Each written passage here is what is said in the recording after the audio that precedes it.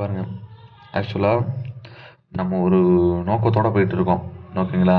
இந்த சேனல் மூலயமா நம்ம பல விஷயங்களை வந்து பண்ணணும். அதுவும் விவசாய ரீதியாக ஒரு அக்ரிகல்ச்சருக்காக வந்து நம்ம என்னென்னலாம் பண்ணணும் கொண்டு வரணுங்கிறத வந்து கண்டிப்பாக நம்ம பண்ணணும். ஓகேங்களா? உண்மையிலுமே உங்களுக்குலாம் தோணுச்சு அப்படின்னா என் கூட ஒரு ஸ்பாட்டெல்லாம் இல்லைங்க இல்லையா, ஜஸ்ட் லைக் தட்னு ஸ்க்ரோல் பண்ணிட்டு போயிட்டே இருங்க, தேவையே கிடையாது. புரியுதுங்களா?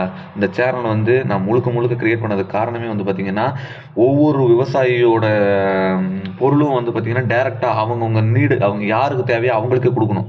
அந்த விவசாயி அவரே கொடுக்கணும்.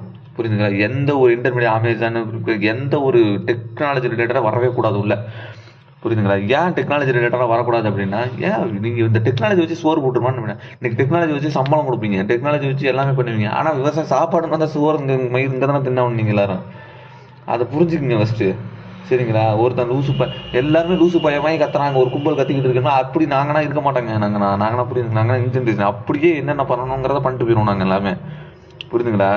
அப்படிதான் இன்னைக்கு வந்து பார்த்தீங்கன்னா நியூஸை திறந்தாலே எல்லாம் இந்த வயசு வந்து பார்த்தீங்கன்னா 30 வயசுக்குள்ள இருக்கவங்க தான் எல்லா வேலையும் பண்ணுறான். ஏன் பண்ணுறான்?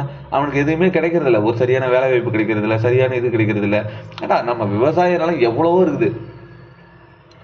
இந்த அக்ரிகல்ச்சருக்காக எவ்வளோ ஃபண்டு ஒதுக்குறாங்க, எவ்வளோ பண்ணுறாங்க. ஏன் அது நீ வந்துட்டு ஒவ்வொரு ஊருக்கும் ஒரு ஒரு வில்லேஜ் ரிசோர்ஸ் பர்சனை போடு.